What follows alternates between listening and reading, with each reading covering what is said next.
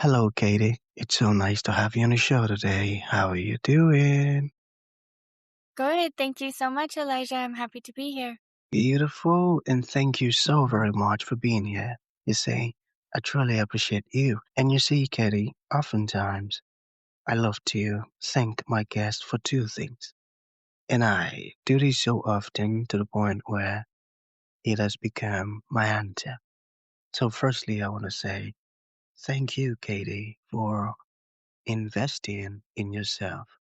You see, you are on this platform right now because you did invest it in yourself.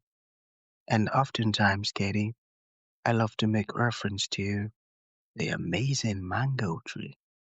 You see, some couple of months back, I was on a particular road, and just by the roadside, Katie, there was this very tall, unattractive mango tree. And I used the word unattractive because the mango tree's got no mangoes on it. And the leaves, they were so dry. So I just walked past it and I went my way. But you see, Katie, just recently I was on that same road. And this time around, a lot's changed about the mango tree, you see.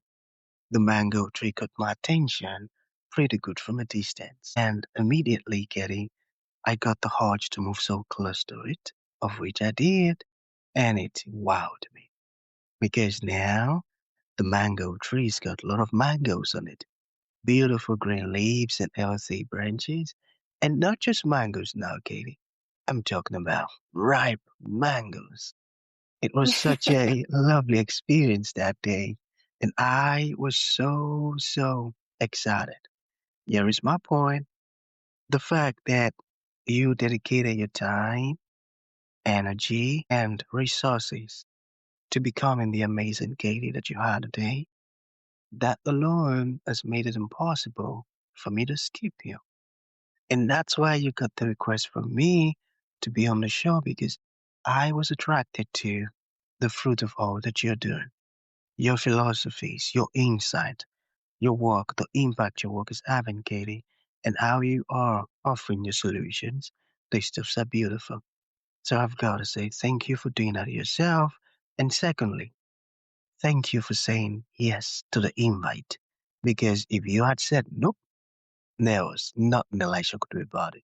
Thanks so much, Katie. Oh, thank you so much. There is a lot of work that goes into it and behind the scenes to get that present. And I am very grateful for my team and the work that they put into those. So I really appreciate the acknowledgement of how much work it is to get there.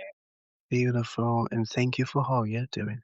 So let's get right into it. You see, I am quite excited to have you on the show today, Katie, for a few reasons. Firstly, my interest in knowledge seeking. I believe in order for one to transition from a terrible situation to that of a beautiful one, Katie, I believe it takes the application of knowledge, quality information, and not just knowledge alone, but the application of it. And you see, Katie, ever since I discovered that light in the Hebrew means knowledge and darkness ignorance, I've been so keen to knowledge seeking. Why?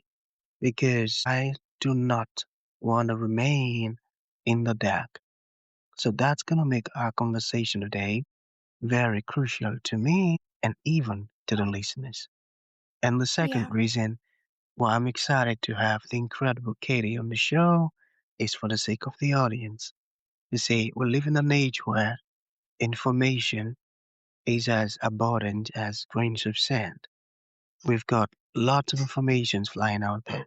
So these folks trust me for quality, eye-opening, and very important information, of which I am totally convinced, Katie, that our conversation is going to be insightful and impactful. So for that reason, let's get started with your introduction. Talk to us about your personal or your professional journey, because right now we are so curious. We want to know how Katie got here. Then afterwards, I've gotten some beautiful questions for you. Okay, Katie, over to you. Thanks so much, Elijah. Yeah, I was very fortunate, to have good leadership throughout a lot of my early careers.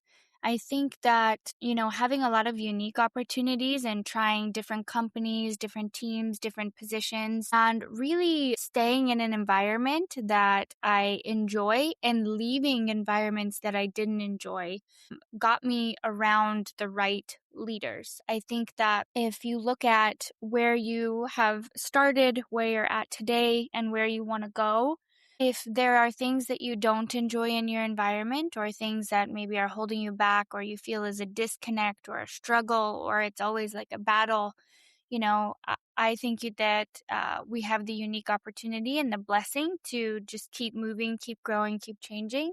And I had really good leadership. And I had leadership that inspired me, that motivated me, and that I wanted to do what they were doing because they did such a good job at it. And that's really what got me where I am today. I'm very operationally focused. I like things that are black and white. I like metrics. I like data. I like operations, and all of those things connected with creativity and people is creates a very unique daily experience that I love to live in. Amazing. And thank you for all you're doing, Katie. So, for CEOs who would like to maximize growth and impact, how should they spend their time? Great question. I think a lot of people on how they should spend their time, a lot of people are busy and they're running from one thing to the next. They have a lot on their plate. And, it's as simple as what are the things that I'm good at and that I enjoy? And what are the things that I'm not good at and I don't enjoy? And those are things that you should be taking off of your plate, delegating, handing over to someone else, or just removing altogether from your experience. And you should be focused on the things that you are good at and the things that you enjoy, and putting more time into those. That's something that I teach a lot of people on, and I could talk about all day long, identifying what you're good at, what you truly enjoy, what maybe you're not great at, and what you don't enjoy, or what takes you too long to accomplish versus hiring someone else. Amazing. And I got that. Knowing your capacity and knowing your limit. I got that. So, Katie, I have actually heard and see companies with great product and service who fail. Why is that? Companies and they what? Yeah, companies with great product and service, but yet they still fail. Why is that? They still fail. Yeah, a lot of people are not comfortable. They may have a great product or service, but they're not comfortable talking about their product or service because they don't feel comfortable with the sales process. And a lot of people will have walls up or maybe have a pushback or they have a concern about a sale. And you really have to get comfortable and you have to feel confident that your product or service is providing a solution. And when it's a true solution to someone's problem or setback, then there is no sale. A sale is when something is transactional, right?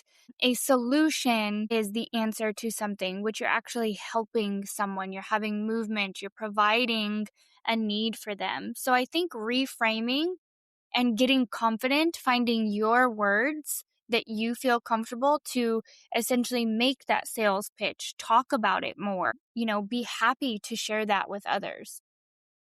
Be confident in your solution. I got that. I got that. Okay, so why do so many founders get stuck in startup mode? Yeah, startup, right? It's trendy, it's out there, it's catchy right now. A true startup is a predetermined amount of money in a predetermined amount of time. So let's someone says, I have a coffee business, right? I have a new makeup brand that I want to launch. I have a new idea for a service, right? You say, okay, I'm going to invest X amount of money into this business and I am going to give it 1 year to hit XYZ goal. if I don't hit XYZ goal and I've spent X amount of dollars invested into this and I still am not reaching success, I need to shut it down and close it, right? A startup is a predetermined amount of time and a predetermined amount of money. A lot of people, they just keep changing the product, the delivery, the service, the price point, the offer. They change all of it too much and they stay in startup for 2, 3, 4 years. And then they run out of money, they run out of resources, and they don't have anything. And then they fail. I got that. I got that. Okay, while I was reading about you, Katie, I came across where you said being clear is being kind. What does that mean in leadership? I think that to set people up for success in leadership, right, you have to be extremely clear of the expectation, the outcome that you're looking for, the deliverable, the time frame, and exactly what it is. A lot of people will say, okay, you're in charge of marketing, right? Every company, every business, every product, service, everyone has marketing. So they hire someone and they say, you're in charge of marketing. What they don't say is you're in charge of the website, which should be generating, 600 views a day. You're in charge of social media, and I want 3 pieces of content posted each day that talks about our services, highlights our testimonials, and converts to 3 sales appointments a week. It's just too vague. And people, even though we share the same desire, we both want success, we both want to win. You may be an absolute expert at something, but if I'm not clear, Elijah, and if I don't tell you exactly what I'm looking for and give you metrics so you can have success, you might take your background and experience and go a completely different direction. You might be headed towards France, right? And I'm headed toward Brazil.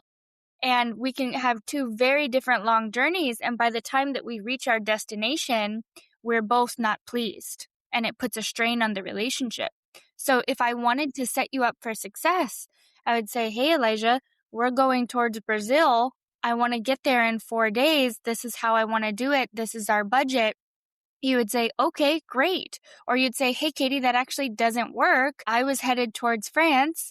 I think it'll take us, 2 weeks. And this is the budget I had in mind. And then I can say, okay, great. That works. Let's try it. Or I can say, okay, we can't go to Brazil. We can't go to France. We need to figure something else out. Hmm. Now I understand. Being clear is being kind. Got it. Got it. So what have you learned from working inside more than 3,200 companies? I have learned so much. I've learned about myself, my communication styles. I've learned about the people that I have on my team and what their needs are, their highest and best use. I have learned that, you do need to lead people and kind of tell them what to do when they're coming to you for expertise, but you need to be flexible and you need to be open-minded. And creating an experience that creates a win-win for everyone is always going to work in your favor. If you can remind yourself to never be one-sided and to show up with understanding and empathy, no matter how someone else shows up, right? They could be frustrated, they could be overworked, they could be burnout, they could be very financially stressed. And so how other people show up is not our responsibility. How we respond is our responsibility. And so having compassion and understanding, especially when I'm having a business owner come to me and they're having very unique problems, it's really important to be understanding and to be kind. Got it. Got it. So how do you help your client? How is your approach like? Yeah, we walk them through kind of the 5-5-4. So every business has the opportunity to go through the 5 phases of business, right? So you have startup, you have perseverance, viability, scale, and then exit. Those are the 5 options that someone has when they're in business. We then look at the 5 core pillars of a business. So marketing and sales, we group together, finance, leadership, operations, and then personnel. And we determine out of those 5 pillars what area is needing the most focus, kind of like what's the number one thing that's hurting their company at this time. And we put together a proposal for that pillar. And then our deliverables in the 4 is we build out their metrics for them. We help them establish the one common goal for the company. We look at their meeting structures, and then we help with their culture. And so the 554 method is what we do when we're working with clients. And that really does apply to everyone, no matter what industry they're in, no matter what size of company they may have, but it applies to everyone and it gives us an opportunity to really customize the experience. Amazing. And that's a beautiful one. And that sounds like a very effective approach. So we have 2 more to go. So, have you ever had to fire a client and what led to that decision? Yes, I think a lot of people don't do this fast enough. And then there's conflict. Maybe you have a negative review. Maybe you end up losing a team member or an employee over this. But I think that, again, being clear is being kind. You need to be clear on who you are, what your company does, what you stand for, your missions and your values, right? And when people don't align with your core values or your mission, if it's not in alignment with the drive and the overall outcome, you need to have a statement that you feel comfortable saying, hey, this isn't a good fit. I think so and so may be a much better partner for you in the long run. Thank you so much for your time, but this just isn't a good fit. I did not do that early enough, and it really just causes a season of conflict, and it causes like this resentment where you don't feel appreciated, you don't feel like your work is being valued. They're always asking for more. They didn't have a clear picture of exactly what the deliverable is, so now they have an expectation. You're doing extra work for free. And that just doesn't feel good. And so then it's kind of like you get to a point and you're like, hey, this doesn't work. I'm not doing that.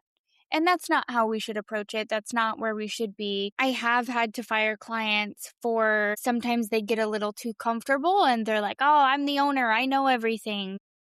And they're not always, if they don't treat my staff the same way that they would treat me, it's not a good fit. Hmm. If they don't treat your staff the same way they would treat you, it is not a good fit. I got Yeah. that. So to bring this to an end, Katie, what would you like to leave the audience with, like a final thought? And to those folks who would like to reach out to you, learn more about the wonderful stuff you're doing, or be a part of your programs, how can that be possible? Yeah, absolutely. I'd say, if I could just have everyone take something away and take it home with them, that being clear is being kind. And when you have kindness in your relationships and in your company and with your staff, with clients, you're going to go much further in life. It might not always feel like an immediate payoff, but there is a wonderful reward for having kindness in your business and with your clients and in your life. And if anyone would like to connect or to work with us, I have an amazing team of fractional executives.